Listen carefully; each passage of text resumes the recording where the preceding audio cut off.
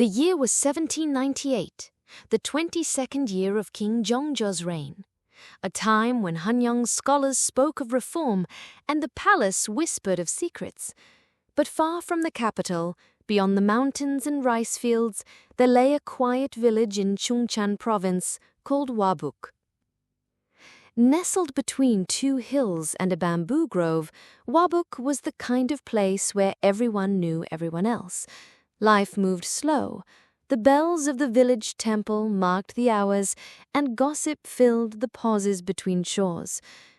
But that year something changed. It began in early spring. A woman named Kyunghwa went missing.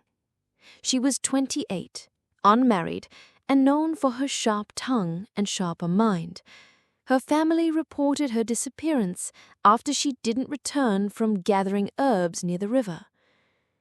At first, the villagers said little. Maybe she eloped, some said. Or was taken by a tiger, said others. But 3 weeks later, a second woman disappeared. Then a third. By midsummer, 6 women had vanished. All young, all unmarried, all last seen near the southern woods. The panic spread like wildfire. Parents locked their daughters indoors. The local magistrate sent men to search the forests, drain the wells, even dig up abandoned graves. But they found nothing.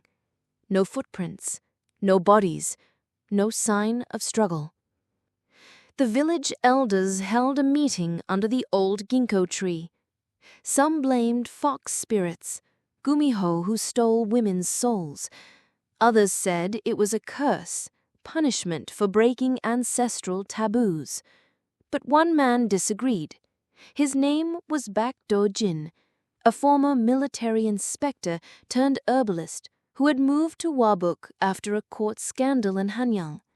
He had sharp eyes, a scar across his jaw, and a mind trained to see what others ignored.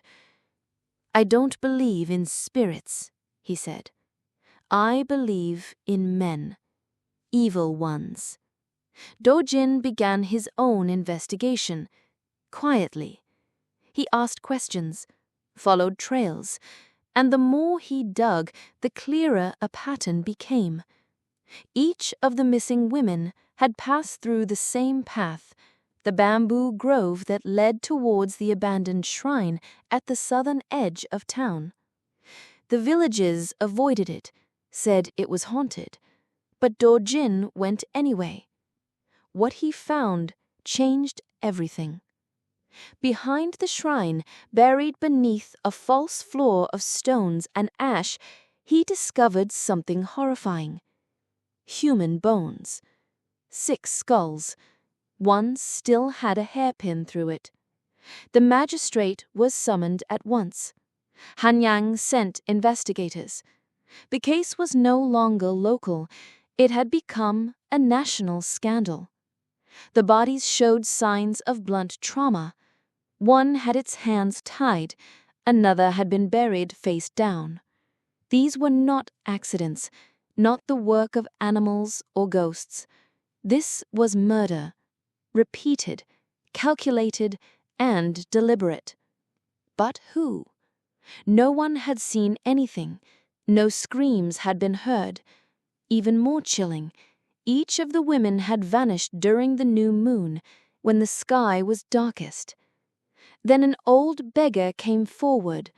He said he'd seen a man near the shrine on the nights the women disappeared, a man wearing monk's robes. This stunned the village. There was only one monk nearby, Master Yujung, keeper of the temple on Mount Changhua. He was respected, humble, kind. But when guards came to question him, he was gone.